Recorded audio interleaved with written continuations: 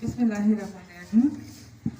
গাবখালী মাধ্যমিক বিদ্যালয় কর্তৃক আয়োজিত আজকের ক্রিয়া ও সাংস্কৃতিক অনুষ্ঠানে উদ্বোধনী অনুষ্ঠানে সম্মানিত আমার আস্থাভাজন প্রধান শিক্ষক খুব চমৎকার কথামালায় তার উপস্থাপনা হলো। আমার সকল শিক্ষকবৃন্দ, আমার স্নেহের শিক্ষার্থীবৃন্দ, আমার সাংবাদিকবৃন্দ এবং আরো যারা উপস্থিত আছেন সবাইকে সালাম জানাচ্ছি, আসসালামু আলাইকুম। আমি যে কোনো প্রতিষ্ঠানে ঢোকার সঙ্গে সঙ্গে যে জিনিসটা আমাকে আকর্ষিত করে সেটা হচ্ছে খেলার মাঠ। আজকে আমি এই প্রতিষ্ঠানে প্রথম আসলাম। আসলে আমি 3 মাসের কাছাকাছি হচ্ছে, বেশি দিন ফকিরহাটে হয়নি। আমার ইচ্ছা ছিল যে আমি যেহেতু এসেই পরীক্ষা পেলাম, বার্ষিক পরীক্ষা, যার কারণে আমি রূপসাতেও করেছি, এক একদিন 4টা-5টা স্কুল ভিজিট করেছি আকস্মিকভাবে, কাউকে কিছু না জানিয়ে যে আমার স্কুলগুলো কেমনভাবে চলছে এটা আমার খুব জানবার ইচ্ছা। ভিতরে দুঃখ কষ্টও জানবার ইচ্ছা, আনন্দটাও জানবার ইচ্ছা, কিন্তু সেটা আমি আসলে ফকিরহাটে করতে পারলাম না। আজকে আমার খুব আফসোস কাজ করছে। আমি প্রতিষ্ঠানে ঢুকেই আমার সত্যি মনটা বড় হয়ে গিয়েছে যে এত সুন্দর একটি খেলার মাঠ। তোমাদেরও নিশ্চয়ই মন ভরেছে নাকি? ভালো লাগে না এই খেলার মাঠটা দেখলে? সবাই কথায় আমার সঙ্গে তো একমত নাকি? এত সুন্দর একটা খেলার মাঠ, আমরা চাই যে এই খেলার মাঠটাকে আমরা উপযুক্তভাবে ব্যবহার করব। হ্যাঁ, এই খেলার মাঠে সুন্দর অ্যাসেম্বলি হবে। আমার খুব ইচ্ছা ছিল আমি অ্যাসেম্বলিতে আমিও 2-4টা কথা বলবো, অ্যাসেম্বলিটা কেমন হয়। আমার ছোটবেলাটাকে আমি ধারণ করতে চাই। আমি কিন্তু স্কুলের অনুষ্ঠানগুলো সকালে কিন্তু আমার 3টা প্রোগ্রাম পড়ে গিয়েছে, আমি হুট করে ভুলেই গিয়েছিলাম আজকে প্রোগ্রামের কথা। তো আমি সবসময় প্রায়োরিটি দিই আমার স্কুলের প্রোগ্রামগুলো, কারণ এই প্রোগ্রামগুলোতে আমি আমার নিজেকে খুঁজে পাই। আমার এই পাশে আসলে বসতে ভালো লাগে না, আমার তোমাদের ওই পাশে থাকতে বেশি আমি স্বাচ্ছন্দ্য বোধ করি। আমার খুব ভালো লাগতো তোমাদের সঙ্গে বসে তোমাদের খেলাগুলো যদি দেখতে পারতাম। আমার আরো ভালো লাগতো যে আমি যদি সাংস্কৃতিক অনুষ্ঠানটা তোমাদের মতো করে যদি করতালে দিতে পারতাম, উপভোগ করতে পারতাম। কয়েকটা প্রতিষ্ঠানে গেলাম, আমার কাছে মনে হয়েছে ওরা যে আনন্দগুলো করছে সেটা খুব ভালো লাগছিল।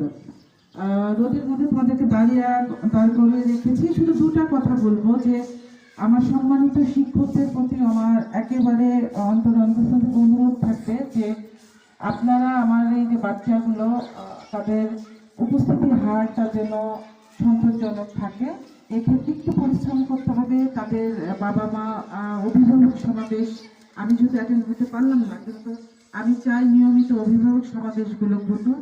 বাবা মাকে বোঝাতে হবে এবং তারা শিক্ষা প্রতিষ্ঠানের বাইরে তারা কি করছে না করছে, তাদের পরিবারে তারা কি করছে, তার পারিবারিক অবস্থাটা কেমন হতে পারে। সেই বাচ্চাটার বাবা একজন মুচি, রিক্সা চালক, আরো অন্য কোনো প্রফেশনও থাকতে পারে, বাট সে যেন আপনার কাছে তার মনের সবচেয়ে কষ্টের জায়গাটা শেয়ার করতে পারে যে এই কারণে তার পড়াশোনার এই জায়গাটায় ব্যাঘাত ঘটছে।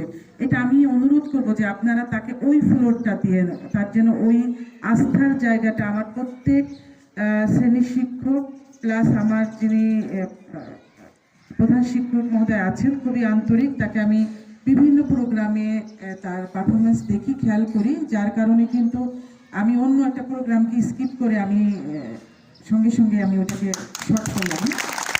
আমি বলবো যে আমার প্রিয় শিক্ষার্থীবৃন্দ, তোমাদের প্রতি আমার একটা অনুরোধ থাকবে যে তোমাদেরকে দেখে খুব ভালো লাগছে, আমার সত্যি খুব ভালো লাগছে।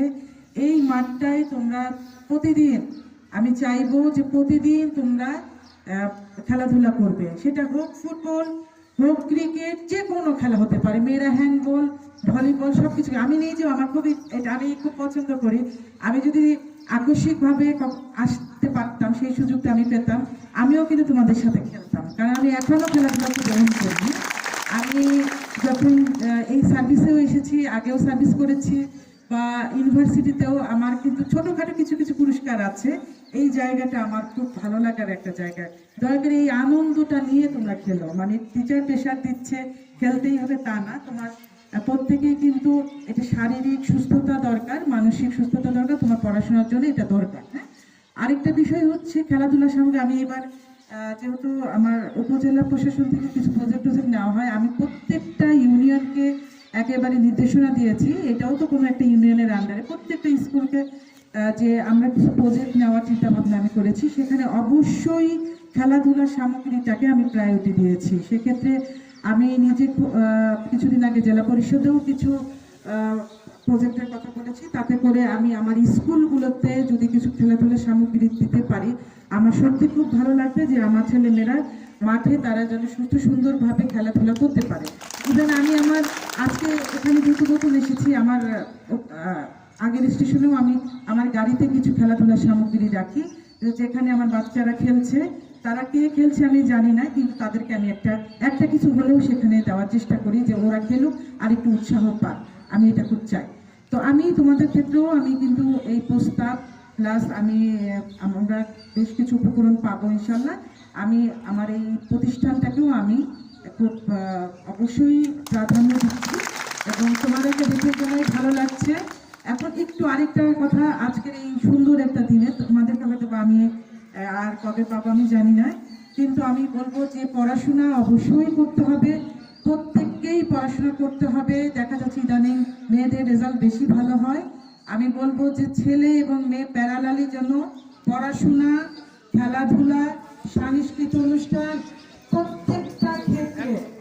প্রতিটা ক্ষেত্রে যেন তোমাদের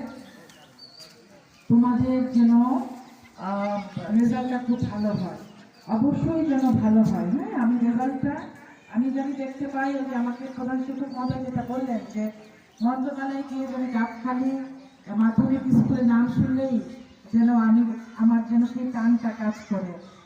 আমি তাকে একটু আশ্বস্ত করতে পারি, আমি যে জায়গাটায় থাকি সেই জায়গাটাকে খুবই লালন করি, সেই জায়গাটাকে খুবই ওন করি। আমার মনে হয় না যে আমি যত আল্লাহ পাক আমাকে সেখানেই নিয়ে যায়, এই নামগুলো আমার হৃদয় থেকে এবং স্মৃতি থেকে মুছে